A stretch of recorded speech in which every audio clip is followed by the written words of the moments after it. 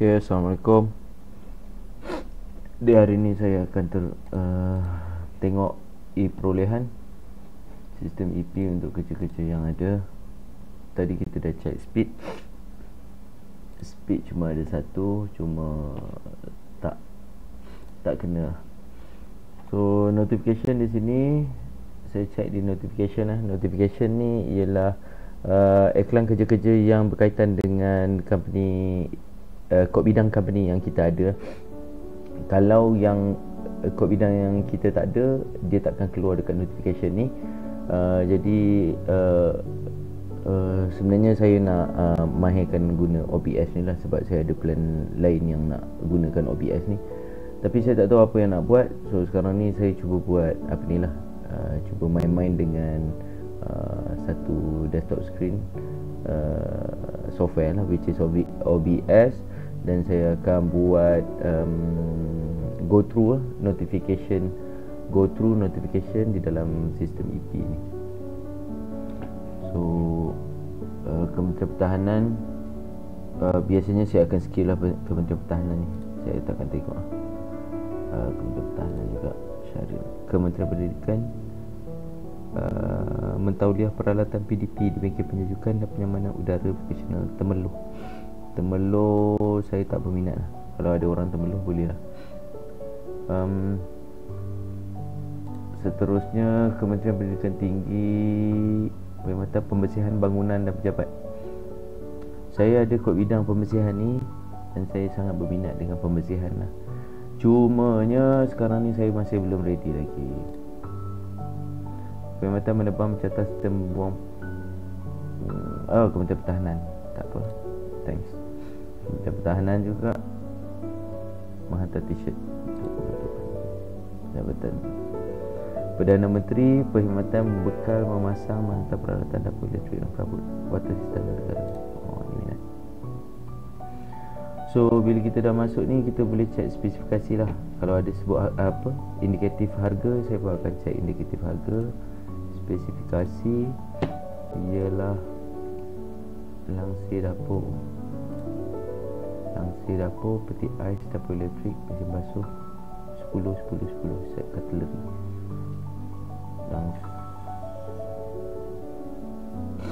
Bilik tidur kuartus Istana Negara, nama udara jadah, bantal selimut. Barang banyak tapi tak banyak sangat. Tapi kita nak tengok spek seterusnya ialah kelengkapan dapur. WSP tak ada masalah, GESO tak ada masalah. Sila buat katalog. Okey. Date 6 bulan. Wah ni boleh lah. Yang ni saya nak, yang ni saya akan try masuk. Saya akan ambil, biasanya apa yang saya akan buat, saya akan save nombor QT dia kan, dan saya akan simpan. Tapi sementara saya akan simpan di note ni. Saya ada tempat lain yang saya simpan, tapi saya tak nak buka lah sebab banyak benda-benda lain kat situ. Saya save dulu kat sini. Dan barang istana. Okay, next. Hari ni saya target saya boleh cari 1, 2. Disebabkan ada cuti raya haji, saya rasa saya target untuk 3 kerja. 2 lah. Next ialah Kementerian Kesihatan. Sebab harga bagi kerja-kerja penyelenggaraan dan pembaikan alat penyaman udara daerah Manjung. Tak apa, bagi orang. Dah habis dah. Macam mana dapat 3 kalau iklan pun tak banyak. Iklan ni sampai 5 je. Sebab harga perkhidmatan penyewaan mesin penyalin, tak berminat. Okey, kita go through sikit yang kerja-kerja yang kita dah buka ni. Ada 1, 2, 3, 4, 5, 6, 7, 8, 9 kerja. Ada 1 kerja je yang saya berminat. So reason kenapa saya tak masuk Kementerian Pertahanan, sebab saya rasa Kementerian Pertahanan ni senang ceritanya Kementerian Pertahanan ni saya simpan untuk orang-orang yang pencen daripada askar. So banyak orang-orang yang pencen daripada askar ni dan cuba-cuba untuk menjadi kontraktor, dan kebanyakannya diorang ni akan tertumpu ke Kementerian Pertahanan lah. Jadi saya bagi ruang dekat diorang untuk diorang masuklah kerja-kerja ni. Saya cuma akan cuba masuk ke Kementerian Pertahanan kalau yang pertamanya kalau ada orang panggil.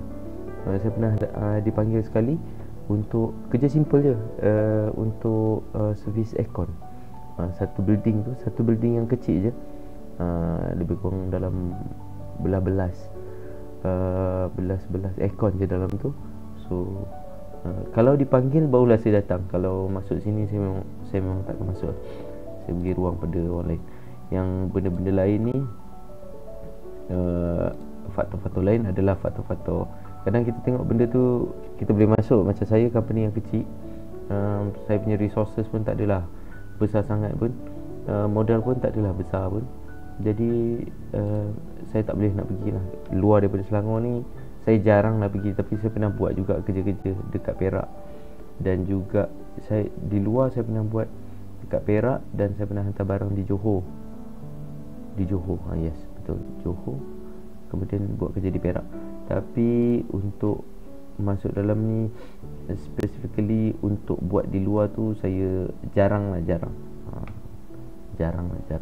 Tapi pernah.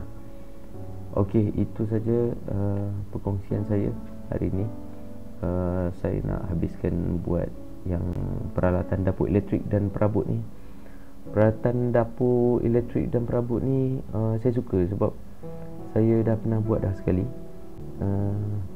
tapi di Putrajaya je.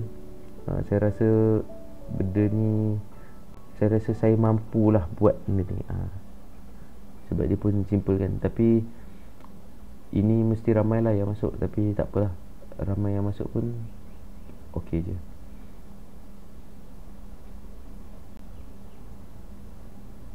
Ramai-ramai yang masuk, mesti ada satu juga yang menang kan? Kalau bukan kita yang menang, maknanya bukan rezeki kita lah.